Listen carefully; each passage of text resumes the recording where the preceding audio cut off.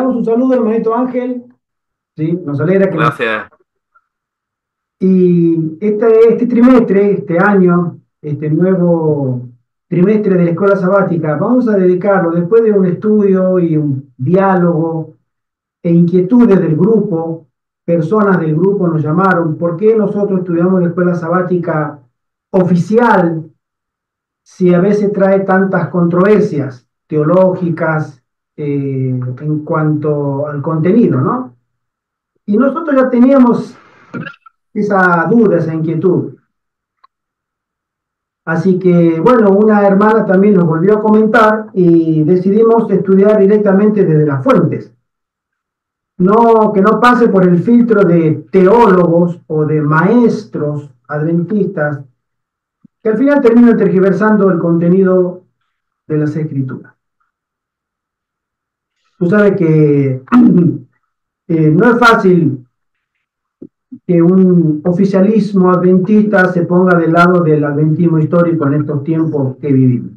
Por eso vamos a estudiar directamente la Biblia, ¿sí? El contenido de la Biblia, y también el contenido del espíritu de profecía en los libros de la hermana White.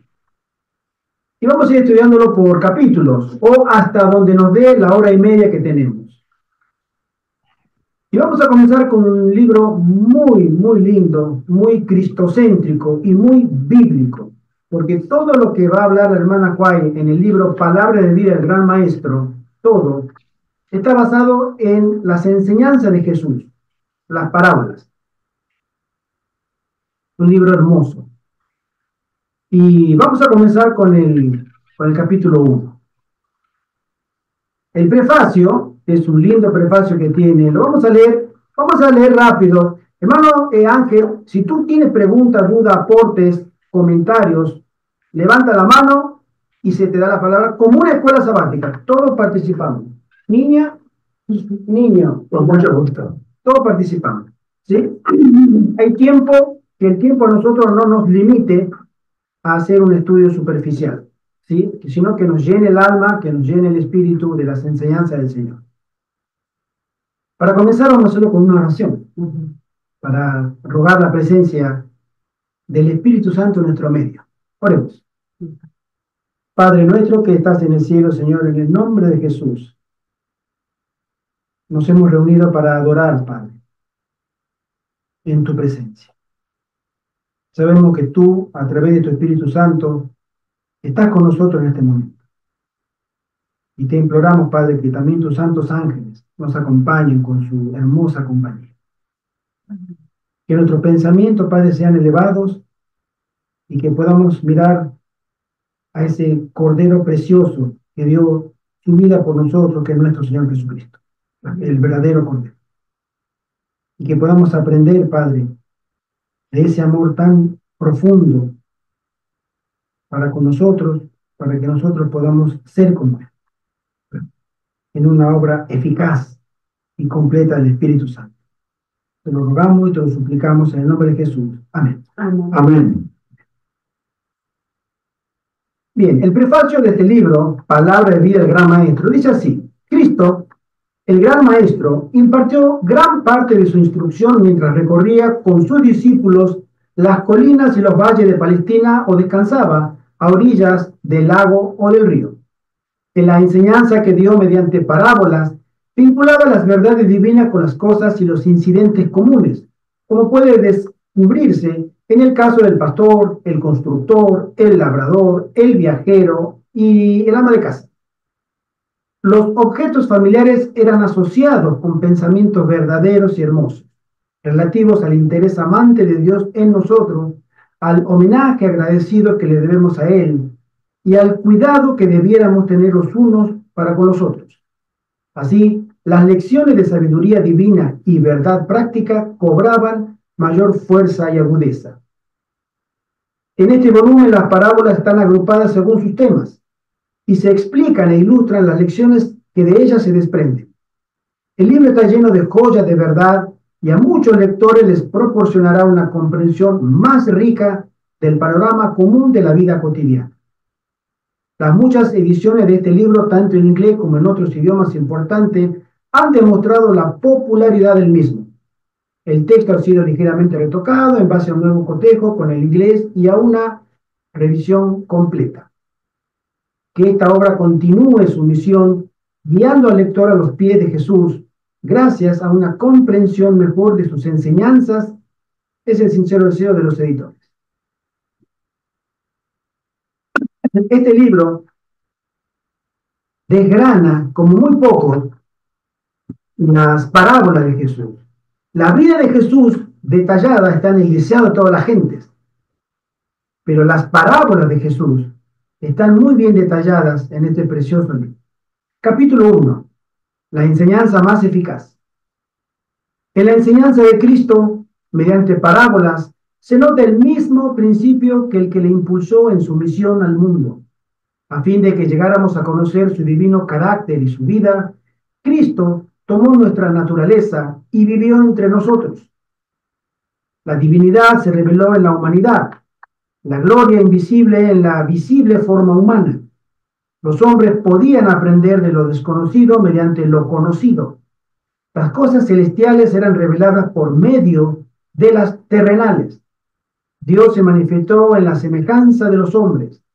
Tal ocurría en las enseñanzas de Cristo.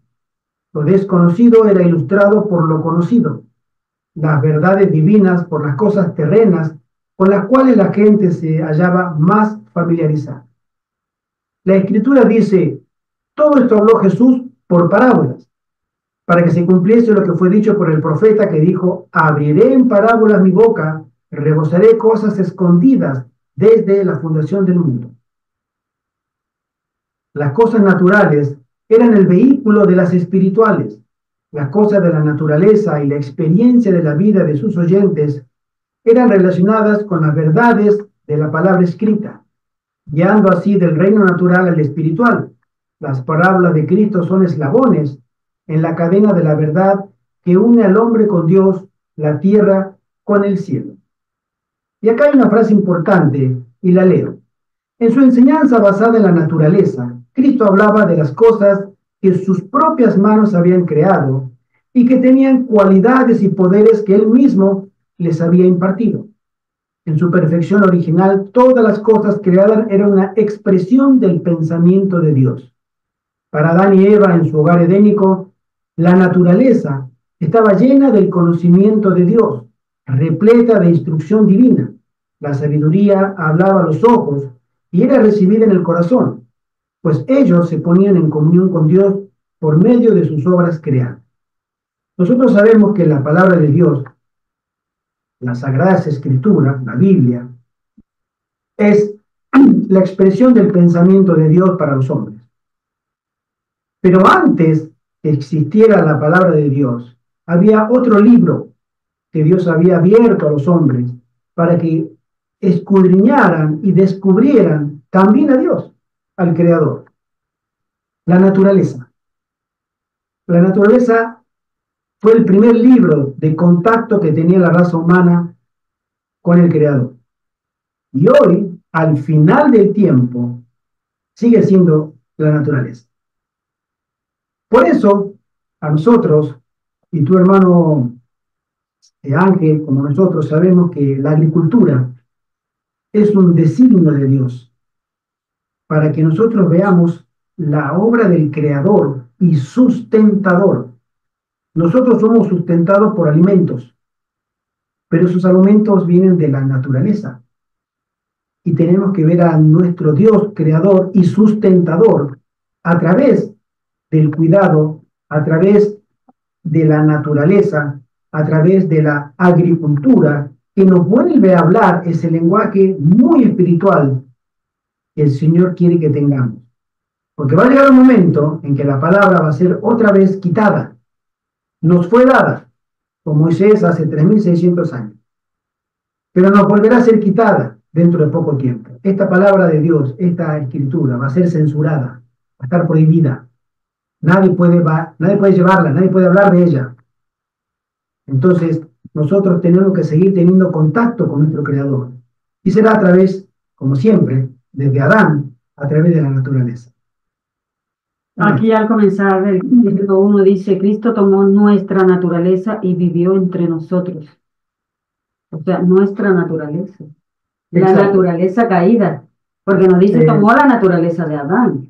No, Porque nosotros no conocimos esa perfección que tuvo Adán antes de caer. es desconocido. Porque ese es el dilema que hay en la iglesia adventista hoy en día. Entre otros, sí. Los que dicen que Cristo tomó la naturaleza de Adán antes de caer y los que están a favor de que tomó la naturaleza de Adán después de caer. Pero aquí la hermana Guay dice, tomó nuestra naturaleza, no dice tomó la de Adán. Sí, es cierto, completamente de acuerdo. Ese es un tema que todavía no está resuelto dentro de la iglesia adventista. Está en discusión. Bueno, antes no estaba en discusión. Exactamente. Aclaramos. Antes, en la época de los pioneros y en la época de la sierva del Señor, cuando ella escribía sus libros, eso no se discutía. Eso iba a misa, como decíamos nosotros, ¿no? Eso estaba aceptado 100 y 200%. No hace falta hablarlo. Era como decir, Dios el Padre, Dios, sí, es Dios. ¿Vas a discutirlo? ¿Vamos a hablar de eso? ¿Vamos a polemizar? No. La naturaleza de Cristo tampoco estaba en discusión. Era una naturaleza que había venido a salvar a la raza caída y tenía que estar a la altura de los seres humanos a quienes iba a salvar. Hace décadas, entró el calvinismo en nuestras filas adventistas teológicas. Desde que comenzó ese intercambio de alumnos y profesores a universidades no adventistas, y los no adventistas venían a las universidades adventistas, se llenaron de pensamientos protestantes, especialmente calvinistas, donde el calvinismo, bueno, ese pensamiento deriva del pensamiento católico, aclaramos, ¿no? Pero Calvino la perfecciona. Calvino le quita el catolicismo que tiene y la hace, entre comillas, protestante. Y todas esas iglesias que salieron de la Reforma toman, hasta hace 30, 40 y 50 años, más 50 que 30 años, había iglesias que no creían eso. Pero hoy todas, absolutamente todas las iglesias evangélicas tienen el pensamiento calvinista. Todas. Y la iglesia adventista está en camino, porque gran parte de la mayoría de la cúpula adventista también cree lo mismo. Pero hay algunos remanentes que no se dejaron convencer por ese engaño. Hermano, pues entonces. Y bueno, dice la Escritura que Dios creó al hombre a su imagen y semejanza. Quiere decir, esto está relacionado con el método de Jesucristo, de las parábolas, que a través de la naturaleza enseñaba los misterios de Dios. Es decir, que ya el ser humano tiene un reflejo, imagen y semejanza de Dios. Y relacionado con el ser humano, toda la obra de Dios y la creación también reflejan la imagen y semejanza de Dios. Y así, nuestro Señor Jesucristo, con sus parábolas, enseñaba y llevaba a la gente sencilla a conocer los misterios de Dios a través de esta divina creación de Dios, que detrás de lo que vemos y palpamos con nuestras manos y vemos con nuestros ojos, dentro, cuando lo estudiamos, y especialmente en las parábolas de nuestro Señor Jesucristo, toda la naturaleza nos está cantando la misericordia y el amor y el misterio de Dios que nos ha creado. Amén. Continúo leyendo. Tan pronto como la santa pareja transgredió la ley del Altísimo, allá en el Edén, el fulgor del rostro divino se apartó de la faz de la naturaleza. La tierra se halla actualmente desfigurada y profanada por el pecado.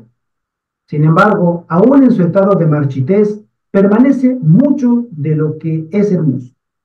Las lecciones objetivas de Dios no se han borrado. Correctamente entendida, la naturaleza habla de su creador. Por eso, a nosotros se nos llama a salir de las ciudades para tener contacto con la naturaleza. porque la naturaleza, como dice la sierva del Señor, habla de su creador. Si nosotros permanecemos inmersos en la jungla de cristal o jungla de cemento, jungla que como que se le quiera decir a las ciudades, la presencia de Dios allí es mucho menor. Pero en el campo, nosotros empezamos a desarrollar un oído espiritual donde escuchamos y una visión espiritual donde vemos las obras del Creador. Y el Señor puede influir mucho más en aquellas personas que están lejos de las ciudades de aquellas que viven en ellas. En los días de Cristo se habían perdido de vista estas lecciones. Los hombres casi habían dejado de discernir a Dios en sus obras. La pecaminosidad de la humanidad había echado una mortaja sobre la radiante faz de la creación. Y en vez de manifestar a Dios, sus obras llegaron a ser un obstáculo que lo ocultaba. Los hombres honraron y sirvieron a las criaturas antes que al Creador. Así los paganos se desvanecieron en sus discursos y el necio corazón de ellos fue entenebrecido. De esta suerte en Israel, las enseñanzas de los hombres habían sido colocadas en lugar de las de Dios. No solamente las cosas de la naturaleza, sino el ritual de los sacrificios y las mismas escrituras, todos dados para revelar a Dios. Fueron tan pervertidos que llegaron a ser los medios de ocultarlo. Cristo trató de quitar aquello que oscurecía la verdad. Vino a descorrer el velo que el pecado había echado sobre la faz de la naturaleza, a fin de que reflejase la gloria espiritual, y todas las cosas habían sido creadas para mostrar esa gloria. Sus palabras presentaban a través de un nuevo prisma las enseñanzas de la naturaleza, así como las de la Biblia, y las convertían en una nueva revelación. Es un hecho interesante cuando nosotros entendemos que la naturaleza es un medio, un instrumento, una manera que el Señor tiene para comunicarse con la raza caída. No todas las iglesias, lo aclaro, tienen este concepto y mucho menos lo aceptan. Todas las iglesias, o la gran mayoría de las iglesias, mencionan que la única revelación es esto, la palabra de Dios. No ven en la naturaleza una revelación de Dios. ¿Por qué? Porque sencillamente no ven al Creador. Porque si vieran al Creador en la naturaleza, esa visión los llevaría a guardar el sábado. ¿Sí? Entonces, al llevarlos a guardar el sábado, entonces entenderían el lenguaje de Dios de la naturaleza. Pero como no, obviamente les está oscurecido ese aspecto. Hermano. Sí, es un hecho patente. Esas grandes ciudades industriales, todos sabemos que están llenas de delincuencia y de maldad y de vicio. Sin embargo, las zonas rurales, hay un encanto en estos pueblos pequeños, un poquito más grandes, pero que la tierra, la naturaleza, la agricultura, hace que las personas desarrollen el aspecto espiritual de tu vida, la sencillez, la naturalidad, la lealtad y la verdad.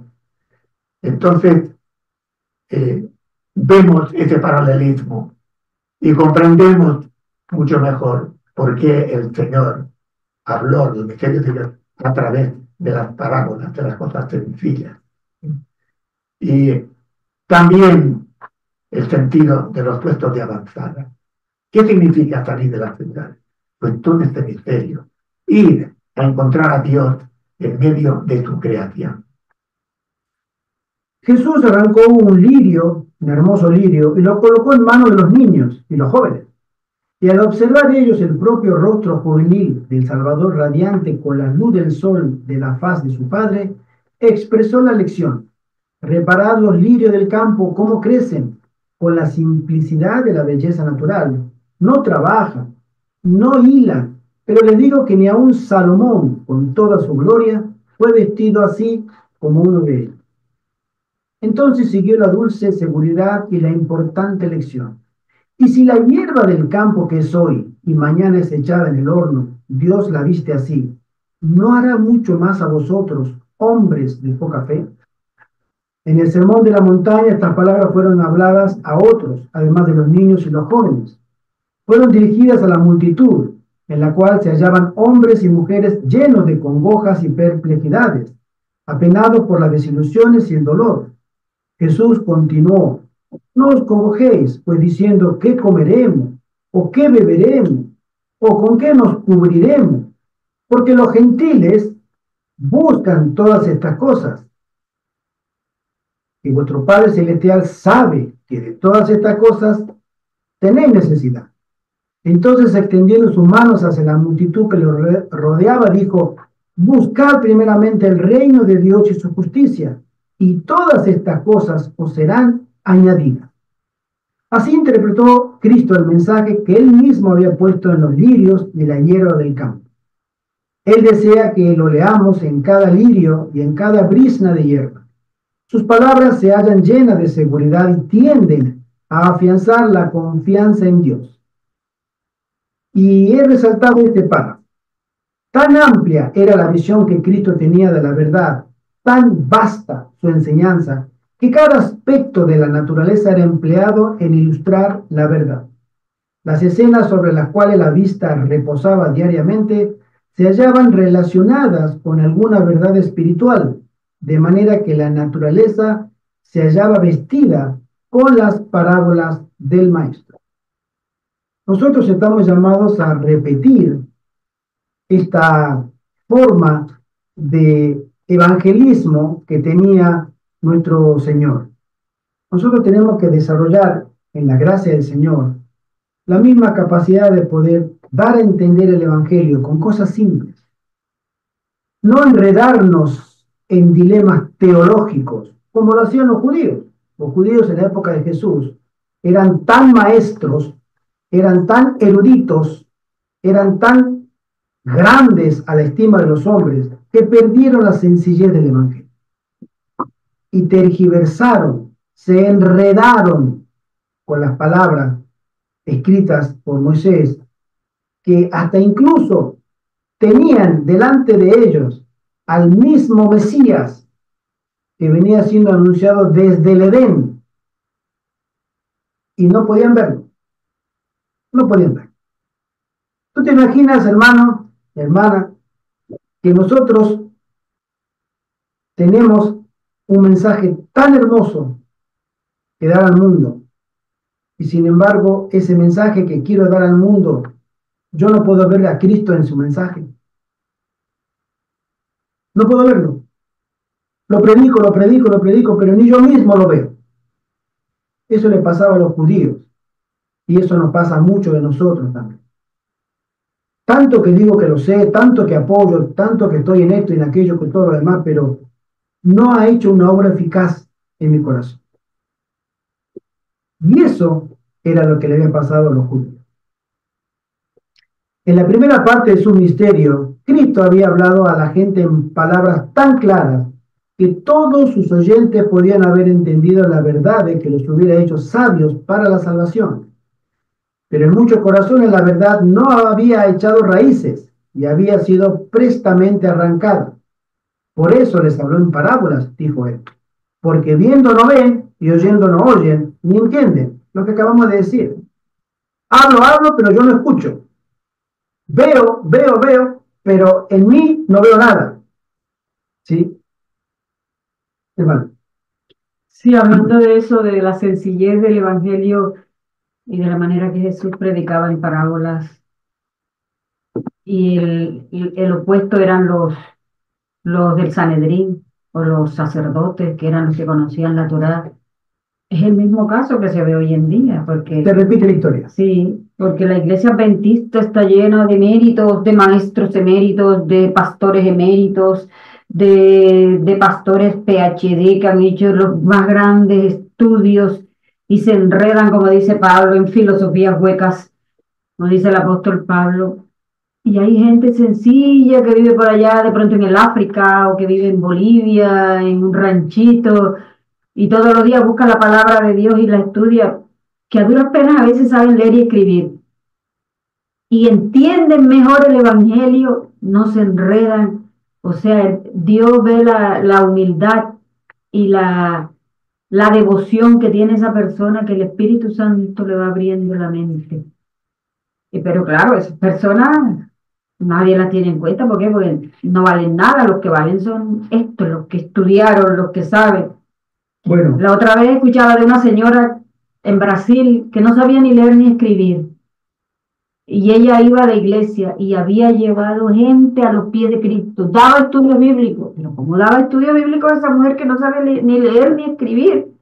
Pues sí, ella llamaba a las personas conocidas y decía, mire, es que yo ahora como soy cristiana, me ponen unas tareas en la iglesia de que llene unos folletos, pero yo no los puedo llenar porque tú sabes que no sé leer y escribir. No te preocupes, ven acá a mi casa y yo te ayudo.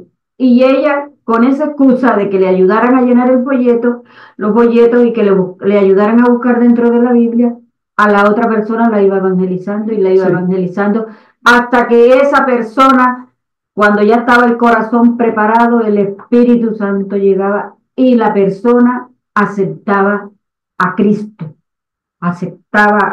como su Salvador. O sea, de una manera tan sencilla, esa mujer humilde se las había ingeniado para llevar el Evangelio a los demás. Bueno, yo conocí una historia similar.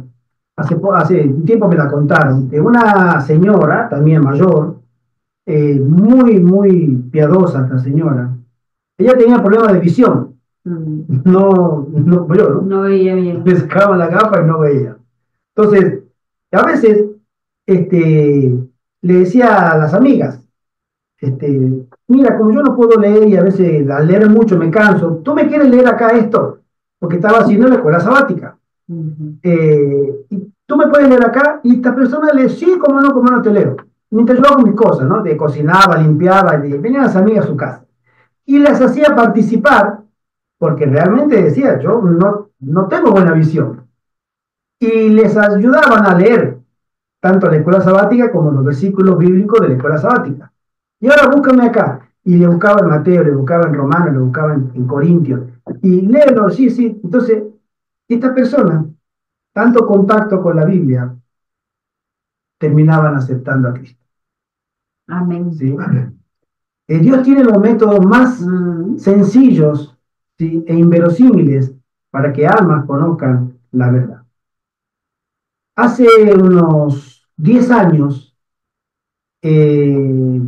bueno, calculo que el hermano Ángel no sabía, pero en el año 2015 hubo un congreso muy importante en la Iglesia Adventista, el Congreso de Texas, San Antonio. en San Antonio, Texas, donde se iba a votar por tercera vez la admisión de las mujeres al pastorado femenino a nivel mundial.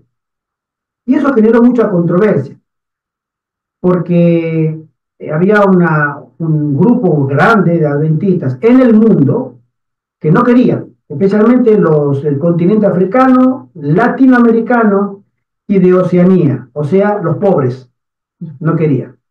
En el hemisferio norte estaba la división norteamericana, estaba toda la división europeas, ¿sí?, que eran los que aportan más dinero, pero ellos sí querían. Entonces, se produjo en el mundo, en ese congreso se iba a votar. Y antes del congreso se formó en la conferencia general una comisión de estudio. Ahí estuvo participando el pastor Borg. Nosotros tenemos todas esas charlas que se grabaron y se pusieron en internet. Entre uno de los panelistas era el pastor Borg. Después había otros teólogos muy importantes. Esa comisión estaba en contra de la admisión de las mujeres al pastorado femenino. Cuestión que uno de los panelistas, me acuerdo porque yo lo conocí personalmente, el pastor se llama Mario Veloso, pastor ya jubilado, chileno. Yo me acuerdo porque lo conocí en Puigari, en el colegio adventista, cuando era muchacho. Él tiene una semana de oración. Muy linda semana, por eso me acuerdo de él. Y cuando lo vi ahí, después de años, ya estaba jubilado ese pastor, ¿no? Pero él dijo algo muy importante, que hasta el día de hoy me ha quedado. Él dijo, yo fui profesor universitario en la Universidad de Estados Unidos, en la de Argentina, en la de Colombia, creo, en varios lugares, de varias universidades. Él había sido profesor, había sido decano, tenía una carrera muy extensa en la docencia en el mundo adventista. Y él dijo, yo me he dado cuenta que hoy, año 2015, hoy está peor la cosa, pero hoy, quienes entienden mejor las escrituras no son los doctores, los profesores, los PhD, los pastores entrenados, griego, hebreo y tantas lenguas muertas, bíblicas. Me he dado cuenta que quien entiende mejor la Biblia es la gente, los laicos, y a veces los laicos de edad. O sea que no se han formado ni siquiera, no han tenido la oportunidad de formarse ni siquiera en una educación superior. Gente que terminó o sea, gente que sabe leer, nada más. Gente que tiene un oficio. Pero ellos tienen más sabiduría y comprensión de las escrituras que hoy por hoy sea que un doctor en teología. Porque la simplicidad de las escrituras, por la cual el Señor las hizo simple, estamos leyendo esto, en parábolas, como los antiguos fariseos y saduceos y doctores de la ley le daban tanta vuelta a todos los textos que se enredaban y perdían la esencia de la simplicidad del Evangelio.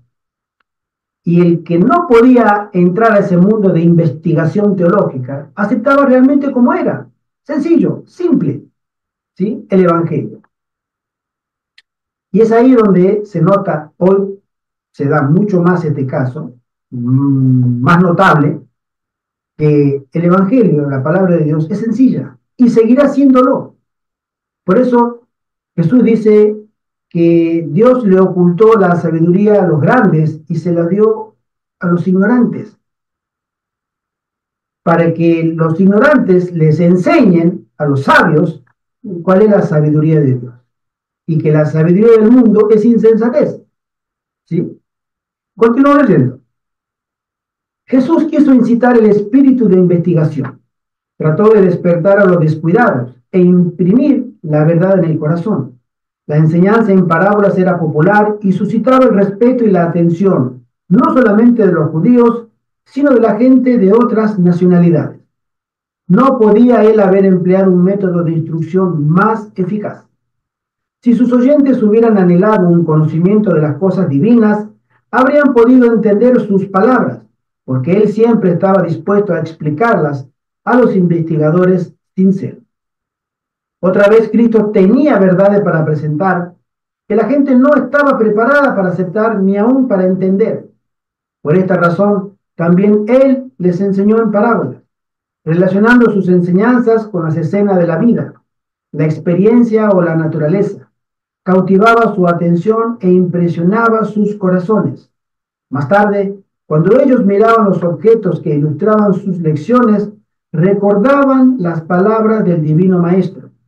Para la mente abierta al Espíritu Santo, el significado de la enseñanza del Salvador se desarrollaba más y más. Los misterios se aclaraban y aquello que había sido difícil de entender se tornaba evidente. Hermano Ángel, levántate la manito.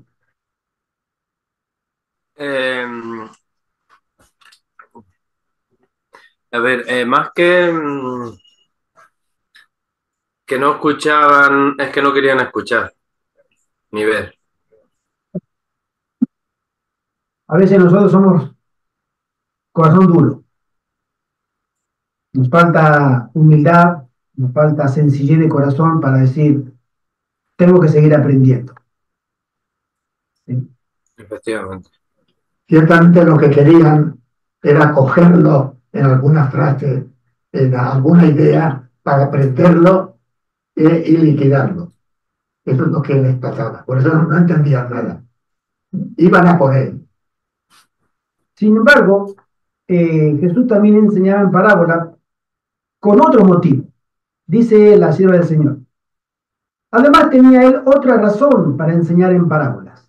Entre las multitudes que se reunían a su alrededor, había sacerdotes y rabinos, escribas y ancianos, herodianos y príncipes, hombres amantes del mundo, fanáticos, ambiciosos, que deseaban sobre todas las cosas encontrar alguna acusación contra él. Sus espías seguían sus pasos día tras día para hallar alguna palabra de sus labios que pudiera causar su condena y acallar para siempre a aquel que parecía arrastrar el mundo tras sí. El Salvador entendía el carácter de esos hombres y presentaba la verdad de tal manera que ellos no pudieran hallar nada en virtud de lo cual presentar su caso ante el Sanedrín. En parábolas reprochaba la hipocresía y las obras malvadas de aquellos que ocupaban altas posiciones y revestía de lenguaje figurado verdades tan cortantes que si las hubiera presentado en forma de denuncia directa, ellos no habrían escuchado sus palabras y bien pronto hubieran puesto fin a su ministerio. Fíjense ustedes cómo Jesús, en su sabiduría, él mismo no se comunicaba con la gente de tal manera que pudieran dar vuelta, torcer sus propias palabras para acusar. Era muy simple su lenguaje. Pero mientras eludía a los espías, hacía la verdad tan clara que el error era puesto de manifiesto y los hombres de corazón sincero aprovechaban sus lecciones. En la enseñanza en parábolas usada por el Salvador se halla una indicación de lo que constituye la verdadera educación superior. Y aquí entramos en un tema muy lindo. La verdadera educación superior, Jesús la relaciona en un lenguaje sencillo, mirando la naturaleza, observando la naturaleza, por medio de palabras. Lo que hacía el agricultor, lo que hacía el sembrador, lo que hacía el ama de casa, lo que hacía el trabajador, el campesino. Esa era la educación superior. Y a nosotros hoy, que no es casualidad, se nos llama a tener una educación superior. No en las ciudades, ya lo estudiamos en otros temas sobre los puestos de avanzada, sino en el campo, en los puestos de avanzada, para que seamos educados, según Dios, para que logremos algo que el Señor sabe que podemos lograr en su gracia y poder, que es ser restaurados a una imagen idéntica a nuestro Maestro. En nuestra esfera humana, caída, pero podemos ser restaurados para tener un carácter perfecto. Por eso, en la educación superior, las materias importantes es la agricultura, es el campo, es la naturaleza. Dios nos habla en ese lenguaje a sus hijos que pueden entenderlo de una manera directa a través del Espíritu Santo. Lo hizo con Adán antes de la caída, lo hizo con Adán después de la caída y lo hace con toda la raza humana hasta el día de hoy. Cristo podría haber abierto ante los hombres las más profundas verdades de la ciencia. Podría haber descubierto misterios cuya penetración habría requerido muchos siglos de fatiga y estudio. Podría haber hecho insinuaciones en los ramos científicos que habrían proporcionado alimento para el pensamiento y estímulo para la inventiva hasta el fin de los tiempos. Pero no lo hizo. No dijo nada para satisfacer la curiosidad o para gratificar las ambiciones de los hombres, abriéndoles las puertas a las grandezas mundanales. En toda su enseñanza, Cristo puso la mente del hombre en contacto con la mente infinita. No indujo a sus oyentes a estudiar las teorías de los hombres acerca de Dios, o su palabra, o sus obras. Les enseñó a contemplarlo tal como se manifestaba en sus obras, en su palabra y por sus providencias. Esto es muy lindo, porque lo mismo que hace 2000 años casi, Jesús empleaba para llegar a los corazones de esa gente, de los paisanos de él, de los judíos de la época que lo seguían, y de la forma en que lo hacía, el Señor trata de hacerlo exactamente igual con nosotros, a través de parábolas, a través de enseñanzas simples, fuera de las ciudades, es interesante eso, en contacto con la naturaleza, para que tengamos una educación superior. No ha cambiado, solamente que hoy no lo tenemos físicamente a nuestro Señor. Lo tenemos en la presencia del Espíritu Santo, que lo representa en esta tierra. Pero exactamente de la misma manera quiere el Señor hoy educarnos en una educación superior para que podamos encontrar las verdades profundas, insondables, de la manera más sencilla. Cristo no trató de teorías abstractas, sino de aquello que es esencial para el desarrollo del carácter, aquello que aumenta la capacidad del hombre para conocer a Dios y amplía su eficiencia para lo bueno.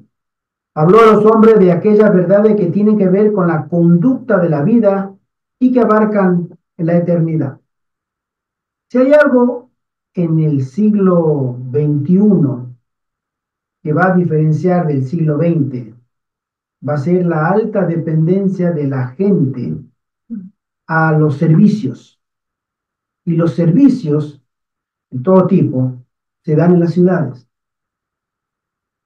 Muy pocos servicios se dan en el campo, pero en las ciudades se dan todos los servicios habidos y por haber. Y cuanto más grande y más populosa es la ciudad, más grandes las comodidades o servicios. Servicio de transporte, servicio de emergencia médica, servicio de entretenimiento, servicio de alimentación, de cuidado, de todo, de gimnasia, en fin, consumo, casa de superficie de compras inmensas, todo está concentrado en la ciudad. Mucho más en el siglo XXI que en el siglo XX. Por eso la gente va a emigrar más a las ciudades. Hay varios países que ya tienen un serio problema demográfico.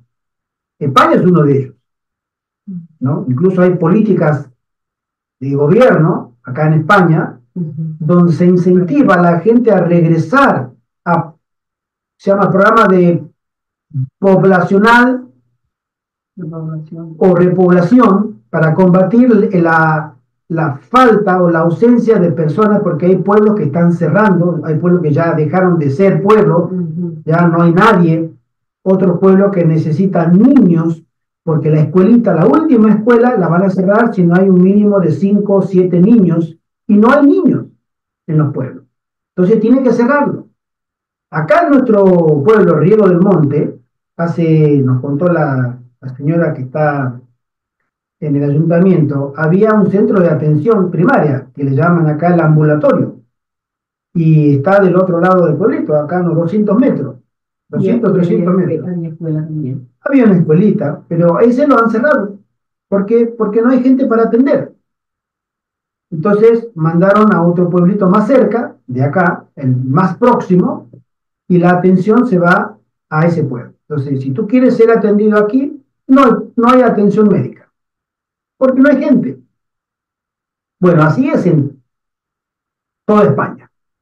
En Italia lo mismo, sabemos, en Portugal también pasa ese problema, donde el atractivo de las grandes ciudades hace que la gente se sienta más cómoda, útil y necesaria viviendo en las ciudades. Esa es obviamente la trampa, porque eso después se va a convertir, como a veces solemos decir, la figura de un corral, donde se te va a cerrar la puerta, y cuando vengan las crisis, tú estás dentro del corral y vas a sufrir esas crisis. Por eso el mensaje de los 3 ángeles, especialmente el del medio, en el corazón de los 3 ángeles, el segundo mensaje, se menciona que salgamos de las ciudades, salir de Babilonia, la gran ciudad, dice el apóstol Juan. Ese es el resultado de una política que aparentemente resulta ser de gobierno, pero no, es una política espiritual.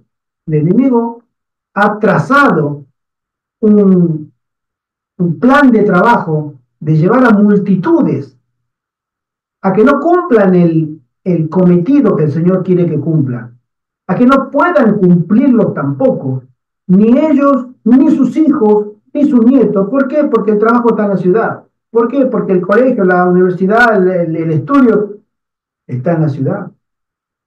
¿Por qué? Porque el progreso está en la ciudad. ¿Por qué? Porque aquí no hay nadie, no tengo amistades, no hay nadie, estoy solo. A la ciudad. Es decir, el centro de nuestro desarrollo como seres humanos se da especialmente en las ciudades. Y el Señor dice, no son las ciudades.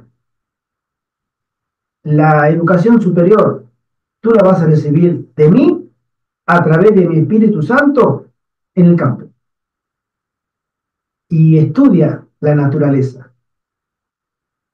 para que pueda hacer yo en ti una obra de redención, redimirte, levantarte, poder restaurarte de donde tú estás.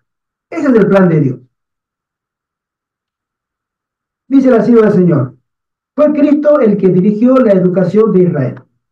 Con respecto a los mandamientos y ordenanzas del Señor, Él dijo, las repetirás a tus hijos y hablarás de ellas estando en tu casa y andando por el camino y al acostarte y cuando te levantes, y has de atarlas por señal en tu mano y estarán por frontales entre tus ojos y las escribirás en los postes de tu casa y en tus portadas.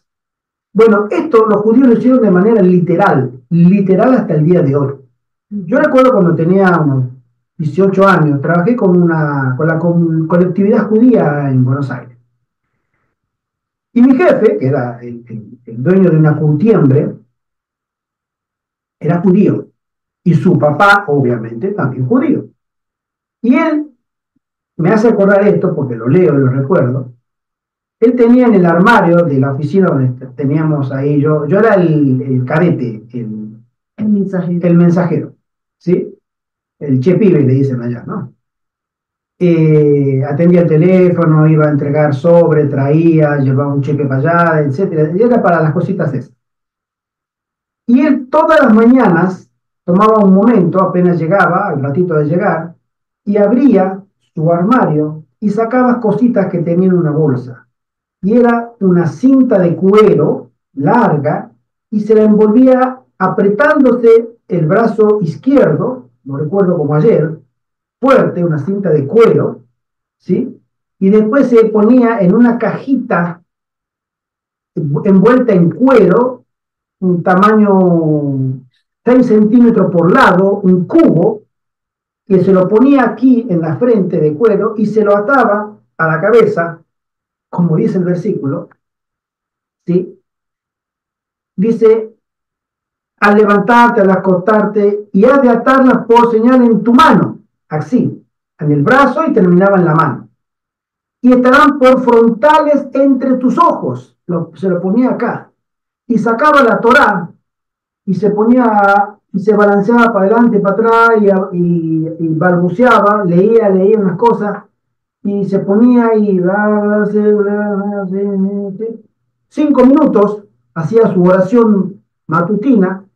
Fui muchas veces a la casa de él y ustedes saben que en la casa de los judíos, la sinagoga, en todas partes, en el dintel superior hay unas marcas, unas inscripciones en hebreo que mencionan que esa casa ahí habitan judíos, ¿sí? Y la ponía así, y las escribirás en los postes de tu casa y en tus portadas. En la entrada de la casa siempre había eso. Era literal.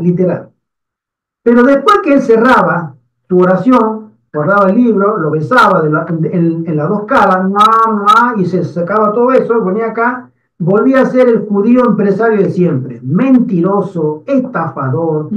Era realmente, yo lo miraba y decía, ¿cómo puede ser que este hombre haya rezado recién la oración?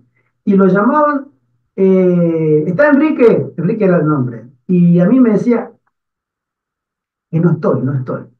Porque él debía medio mundo dinero. Y nunca estaba, o sea, era una cosa que yo decía, ¿qué judío tremendo, ¿no? ¿Sí? Pero él hacía su oración, bueno, todos los días. Bueno, eso a veces a nosotros en la vida espiritual nos pasa lo mismo. Llevamos literalmente unas prácticas, pero espiritualmente no hace efecto, no sirve. Maribel. Sí, porque se toma la Biblia, se toma la palabra de Dios como, como tradición, Exactamente, una ordenanza. como tradición, como costumbre, que es lo que pasó con la Iglesia Católica. Es pura tradición. Esa. Pura tradición. Y así era esta gente. O sea, no interpretaron lo que, como no interpretaron, no entendieron lo que Dios les estaba diciendo. O sea, cuando Él dice, las pondrás por frontales entre tus ojos, que lo tienes que tener permanentemente aquí grabado en tu mente. En tu mano. ¿Por qué? Porque también eso repercute sobre el trabajo. Hay días que trabajarás y hay días que no trabajarás, Exacto. según la ley de Dios.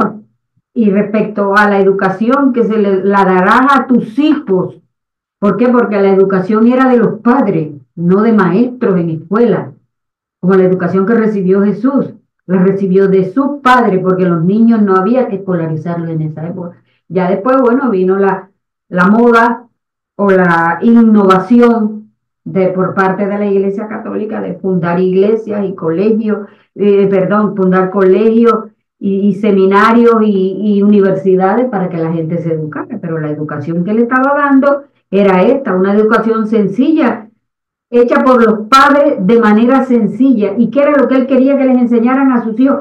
La palabra de Dios, principalmente. Ya después, uno o cualquier oficio, pero no, la gente todo lo volvió tradición, costumbre, ritos. Y eso no era de lo que se trataba ni de lo que se trataba el verdadero evangelio. La gran diferencia que existía entre los judíos era que ellos todos lo convertían en un ritual. Exacto. Todo era un ritual, o sea, se debía cumplir estrictamente como la palabra lo mencionaba. Si decía que tenía que ser un cordero sin mancha, sin defecto, y ser llevado al sacerdote, era eso. No había otro sentido, era el ritual. Lo que literalmente decía, ellos obedecían. Pero le quitaron el contenido espiritual del pecado y del cordero, que no era ese cordero el que quitaba el pecado. Exacto. Y cuando viene Juan el Bautista y lo mira Jesús de lejos viniendo hacia él, y por inspiración del Espíritu Santo, dice la hermana Juan, él exclama: he aquí el verdadero cordero que quita el pecado del mundo. Y la gente estaba mirando: ¿cuál cordero? Si acá no hay cordero, acá hay personas. No entendían el lenguaje espiritual. ¿Por qué? Porque todo era tan ritual que perdieron de vista el mensaje que contenía esa ordenanza. Y a Cristo. Y cuando vino Cristo, no lo conocieron. Ni lo vieron. Es más, hasta el día de hoy, es más, el día de hoy cada vez peor, porque me ha tocado escuchar reportajes donde los judíos y los musulmanes, como hablan de Jesús, hablan como una persona, como un delincuente puesto bajo libertad, bajo fianza, así, sospechoso, en fin, ritual. Y los judíos eran expertos en hacer todo un ritual. Sigo leyendo, dice: en su propia enseñanza Jesús mostró cómo había de cumplirse este mandamiento, cómo pueden presentarse las leyes y principios del reino de Dios para revelar su belleza y preciosura. Cuando el Señor estaba preparando a los hijos de Israel para que fueran sus representantes especiales, les dio hogares situados entre las colinas y los valles. En su vida, en el hogar y en su servicio religioso, se ponían constantemente en contacto con la naturaleza y con la palabra de Dios. Así también Cristo enseñaba a sus discípulos junto al lago, sobre la ladera de la montaña, en los campos y arboledas, donde pudieran mirar las cosas de la naturaleza con las cuales ilustraba sus enseñanzas. Y mientras aprendían de Cristo, usaban sus conocimientos cooperando con Él en su obra. De esta suerte, mediante la creación, hemos de familiarizarnos con el Creador. El libro de la naturaleza es un gran libro de texto que debemos usar conjuntamente con las escrituras para enseñar a los demás acerca del carácter de Dios y para guiar a las ovejas perdidas de vuelta al aprisco del Señor. El Señor nos dice, tenemos la palabra escrita, la palabra revelada, pero también tenemos la naturaleza que nos rodea y nos habla de nuestro Creador, y debemos usarla conjuntamente para una eficaz obra de evangelismo. Mientras se estudian las obras de Dios, el Espíritu Santo imparte convicción a la mente. No se trata de la convicción que producen los razonamientos lógicos, y a menos que la mente haya llegado a estar demasiado oscurecida para conocer a Dios, la vista demasiado nublada para verlo, el oído demasiado embotado para oír su voz, se percibe un significado más profundo y las sublimes verdades espirituales de la palabra escrita quedan impresas en el corazón. En estas lecciones que se obtienen directamente de la naturaleza hay una sencillez y una pureza que las hace del más elevado valor. Todos necesitan las enseñanzas que se han de sacar de esta fuente, de la naturaleza. Por sí misma, la hermosura de la naturaleza lleva al alma lejos del pecado y de las atracciones mundanas y las guía hacia la pureza, la paz y Dios. A nosotros nos cuesta entender esto.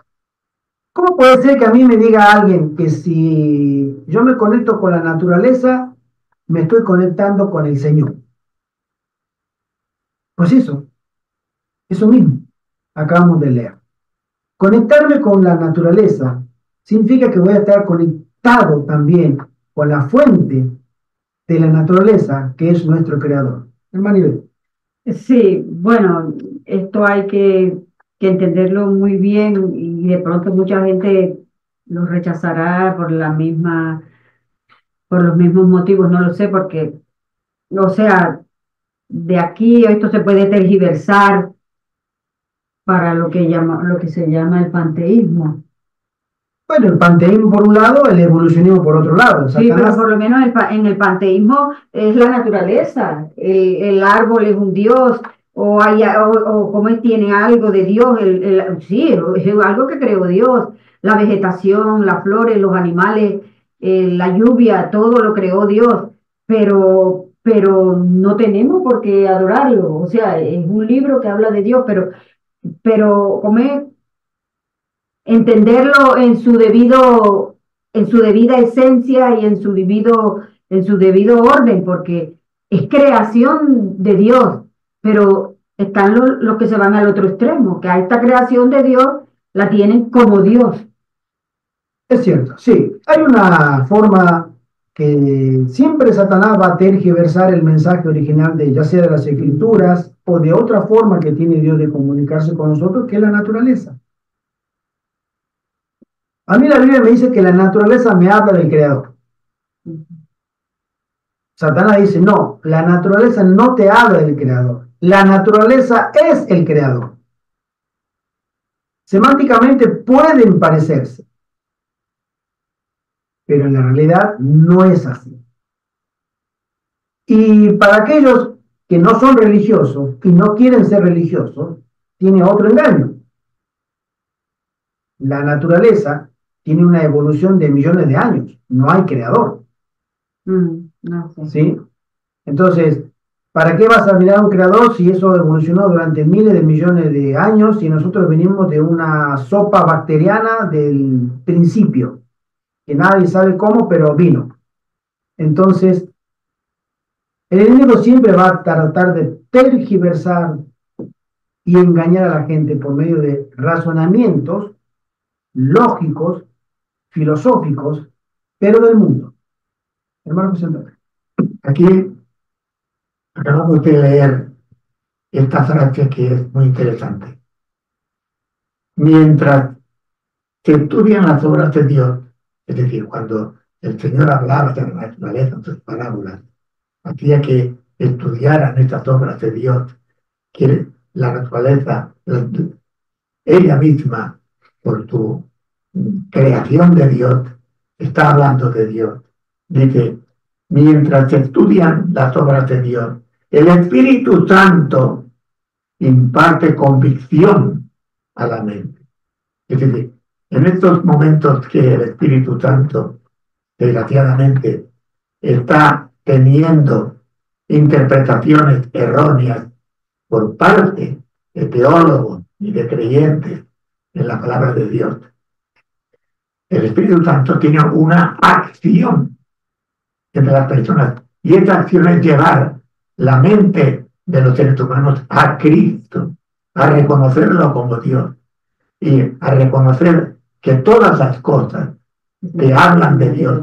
Entonces, esa obra del Espíritu Santo como persona de la Santísima Trinidad está siendo atacada en estos momentos, y estoy haciendo énfasis a esto porque esta gente sencilla era la que comprendía a Jesucristo y estaba abierta a la acción del Espíritu. Y por eso Jesús dijo a los apóstoles, es necesario que yo me vaya, porque si no me voy, no vendrá a vosotros el Espíritu Santo. Es una acción divina propia de la persona, de la Trinidad, la tercera persona, de la acción del Espíritu en todo lo que estamos hablando de las parábolas. Así es. Sigo leyendo. Demasiado a menudo las mentes de los estudiantes están ocupadas por las teorías y especulaciones humanas, falsamente llamadas ciencia y filosofía. Necesitan ponerse en íntimo contacto con la naturaleza. Fíjense ustedes acá la pequeña frase y qué profunda que es. Si a ti te gusta la ciencia, si a ti te gusta la filosofía, los razonamientos humanos, la sabiduría humana, te gusta escudriñar las cosas por medio del razonamiento científico, la hermana Juárez nos dice, necesitan ponerse en íntimo contacto con la naturaleza. La naturaleza, siendo el primer libro de Dios al hombre, donde Él se revela como creador y sustentador, te va a llevar a contemplar al Altísimo. Y después viene el segundo libro, que es la palabra revelada. ¿Sí? Y en la palabra revelada tenemos también a un ser que es la palabra hecha carne. Miremos el ministerio de Jesús en este mundo, 3 años y medio.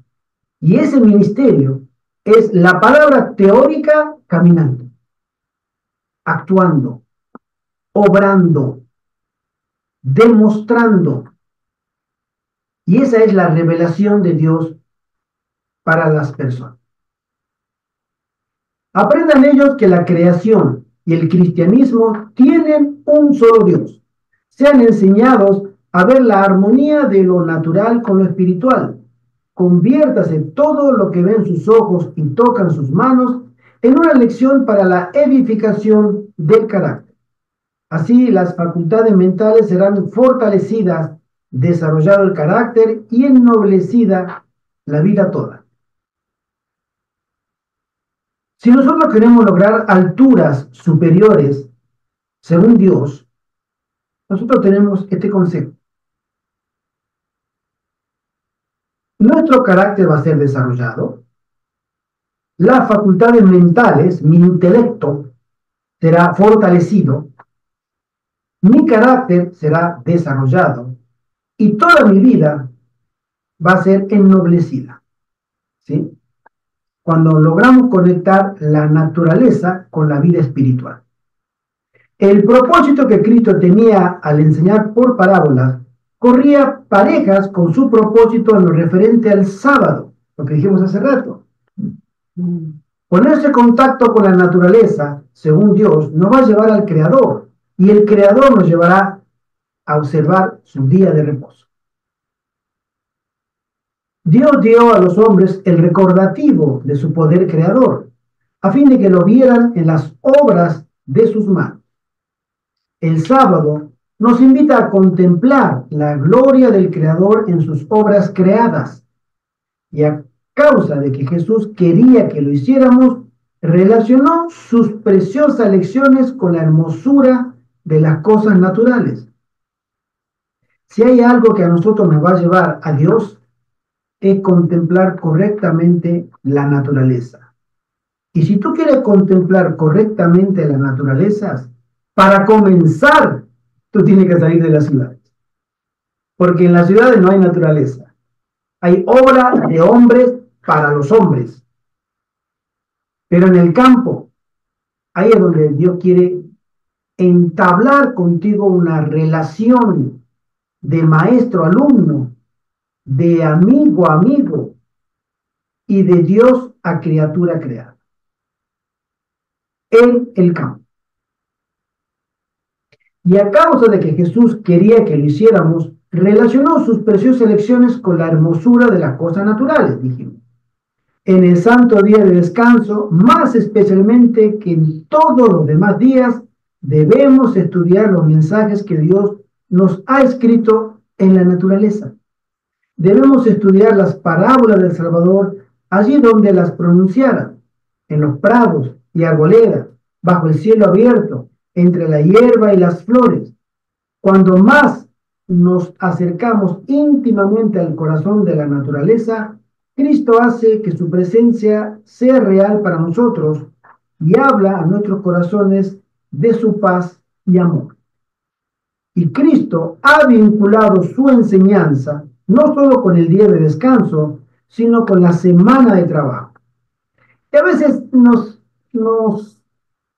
o pasamos por alto, no voy a decir nos olvidamos, pero a veces pasamos por alto que el Señor desea comunicarse con nosotros el sábado, y es cierto, pero también desea hacerlo los otros 6 días. Nosotros tenemos 6 días para nosotros. El Señor nos dice, toda tu obra, todas tus necesidades, tus proyectos, tu trabajo, todo lo que sea para ti, para tu familia, todo hazlo en 6 días. 6 días son para ti. Pero yo también quiero estar en esos 6 días. No me dejes afuera. Hay un día que te voy a pedir, por lealtad. Si tú reconoces que yo soy tu creador y tu redentor, tú a mí me vas a dar un día, porque es lo que yo pido. Pero los demás 6 días, yo también quiero estar a tu lado. Y a veces nos olvidamos. Creemos que nosotros somos adventistas solamente del 7º día. Y nosotros debiéramos ser adventistas de los 7 días. Esperar al Señor durante los 7 días. ¿Sí? Durante los 7 días, vivir una vida como la que nosotros pretendemos vivirla el sábado. Entonces, el Señor será una realidad en nuestra vida. No antes. Cristo ha vinculado su enseñanza no solo con el día de descanso, sino con la semana de trabajo. Tiene sabiduría para aquel que dirige el arado y siembra la simiente. En la arada y en la siembra, el cultivo y la cosecha, nos enseña a ver una ilustración de su obra de gracia en el corazón. Así, en cada ramo de trabajo útil y en toda asociación de la vida, Él desea que encontremos una lección de verdad divina. Entonces, nuestro trabajo diario no absorberá más nuestra atención ni nos inducirá a olvidar a Dios. Nos recordará continuamente a nuestro Creador y Redentor. Vienen tiempos muy difíciles. Nuestra vida cada vez está más difícil de llevar por situaciones políticas, económicas, y ahora se van a sumar las sociales y también las sanitarias y tal vez económicas también por el tema del dinero, que se dice que se va a digitalizar la moneda y también por presiones religiosas. No vienen tiempos fáciles. Vienen tiempos difíciles. Fíjense ustedes en los Estados Unidos. No tenemos ni siquiera una semana que ha comenzado el año. Y ha habido 3 atentados de gente desquiciada mental en Estados Unidos, atropellando gente, baleando a toda la gente en la vía pública, poniendo bombas en frente de los hoteles, Sí, la gente está alterada, pero eso pasa en las ciudades. Tengamos en cuenta ese detalle. Y nosotros, si vivimos en las ciudades, ojalá que no nos pase, pero a veces una bala perdida ha matado a más de un inocente. Una explosión, un coche bomba, ha matado más a gente inocente que a gente que a la que estaba dirigida ese atentado. Nosotros sabemos que hay gente que toma un camión, un auto y empieza a atropellar. A muchos los manda al hospital y a otros los manda al Campo Santo. Sucedió hace poco en Alemania, en un mercadillo En el navideño. mercadillo navideño, exactamente. Sucedió eso. Hace poquitos días. Sí. 2 semanas, creo. Sí, exacto. Gente que está alterada mentalmente o tiene una seria disposición para la maldad, no tiene obstáculos, pero eso ocurre en las ciudades. Cuando esto se generalice y todos esos atentados comiencen a suceder en diferentes ciudades, de diferentes países, de manera simultánea, más de uno se va a replantear, ¿qué hago yo acá? ¿Cuándo me va a tocar a mí? Nosotros estábamos con mi esposa viviendo en Argentina en el año 2012. Yo estaba trabajando y tenía que hacer el transbordo de autobuses de uno para otro lado. Y en una estación muy grande, se llama Liniers. Y esperando el autobús, en una semana, delante mío me tocó mirar asaltos de muchachitos que le arrancaban la cadena, lo empujaban a las personas, especialmente a las mujeres, el reloj, y salían corriendo que tenían una velocidad que parecían conejos. Y sin embargo, a veces te empujaban y te empujaban a la calle y tú no tenías reacción para saber si venía un auto, te pasaba por encima, porque te empujaron. Yo miraba eso y yo le decía a mi esposa, ¿cuándo me toca a mí? Por eso le dije, Churri, volvamos de nuevo para España. Volvamos a Europa. Yo para esto no vine. Un grado de delincuencia y de violencia muy alto. Esto lo comenté con mi hermana que estuvo hace unos meses acá, cuando vino a visitarnos, y ella me dijo, eso fue hace 10 años o más. Ahora está peor, me dijo. Ahora salen y te matan. Por nada. Te matan porque tú llevas un móvil que le gustó, te lo vieron, entre otros detalles. Pero eso pasa en las ciudades. Nosotros estamos llamados a ser siervos de Dios del tiempo del fin. Y si tú tienes prioridades, que las tienes, como nosotros y como todo el mundo, fíjate bien cuáles son tus prioridades. Porque el Señor desea que nosotros tengamos prioridades, pero que tengan interés para la eternidad, no para mí, no para mis placeres, ni para mis gustos personales, porque eso pasa. Pero el Señor a nosotros nos dice, si tú tienes prioridades, ¿sí?, elige la mejor parte, como le pasó a Marta y a María cuando Jesús fue a visitarlas. Y María, que aparentemente dejó las cosas de la casa, preparar la mesa, preparar la comida y todo lo demás, y ella se sentó a los pies de Jesús para escuchar sus palabras, sus enseñanzas. Y Marta se lo recriminó, diciéndole a Jesús, mira Marta, qué linda posición, qué lindo lugar tomó, y a mí me dejó todo el trabajo. Yo estoy sola trabajando para atenderlo a todos ustedes. Señor, dile algo. Y el Señor le dice, Marta, Marta, afanada estás por tantas cosas.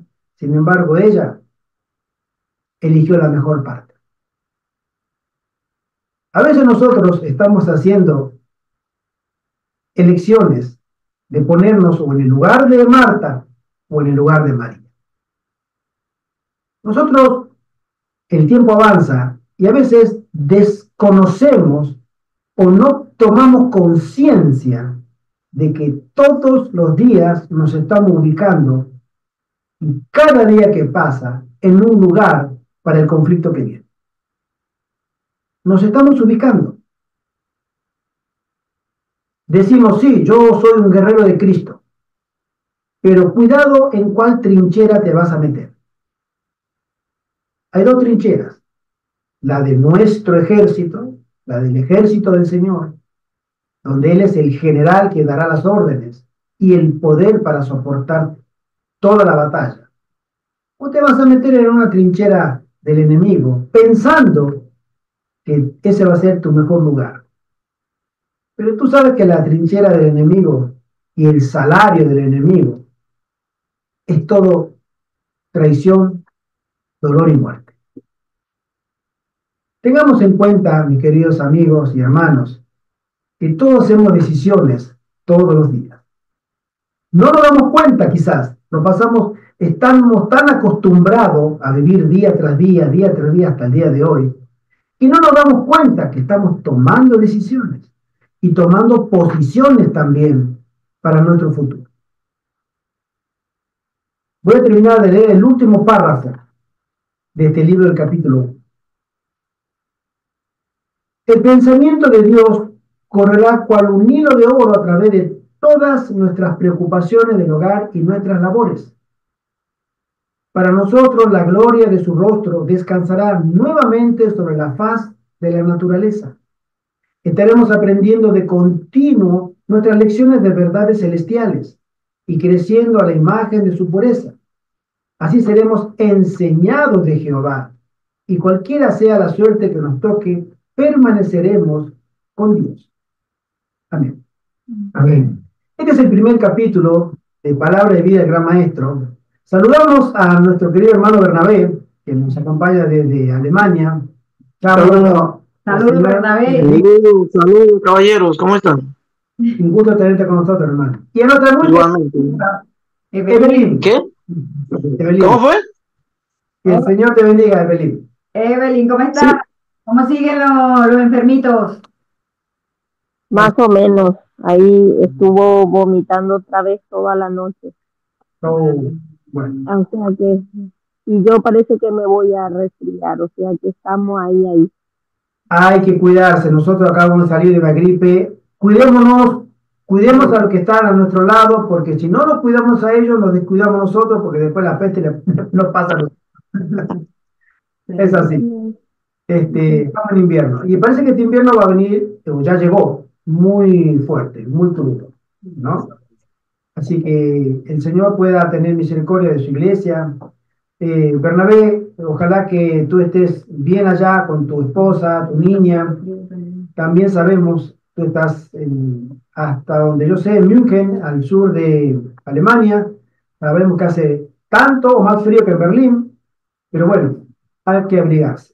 Mi saludo a todo el grupo de hermanitos allá de Alemania, y por supuesto a nuestro querido hermano Ángel, que nos acompañó desde el comienzo. Un grupo de sus hijos nos hemos reunido para estudiar las parábolas de Jesús. Este es un capítulo introductorio de cómo el Señor utiliza una herramienta tan milenaria como es la naturaleza para hablarnos de Él.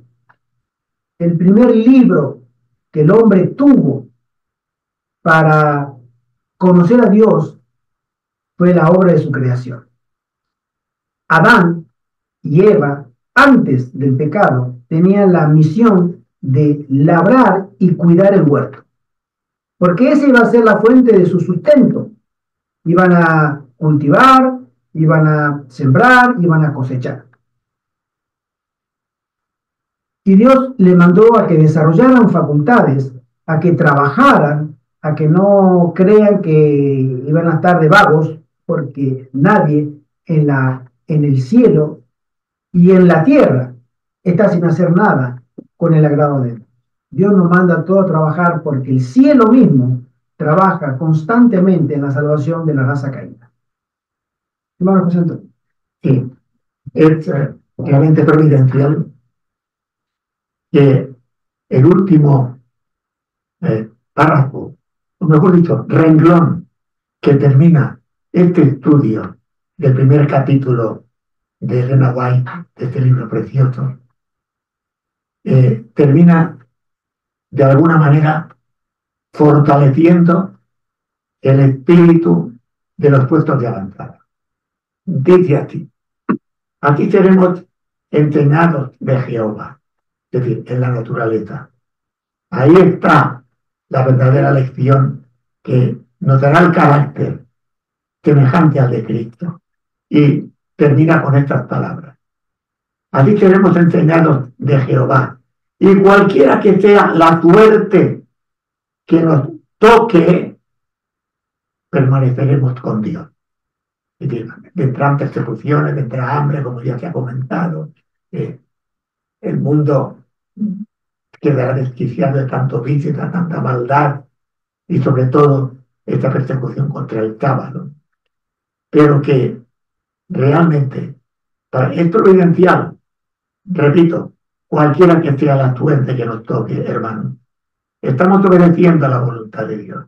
Nos hemos ido de las ciudades, estamos ya en el campo, y cualquiera sea la suerte que nos toque, permaneceremos en Dios. Amén. Amén. Amén. Quiere el Señor tener misericordia de su iglesia. Amén. Ha comenzado el famoso año 2025. ¿Qué nos deparará? ¿Qué nos trae? No lo sé. Y no lo sabemos. Exactamente. Pero falta un año menos para la gran crisis. El año 24 se fue. Y se fue para siempre.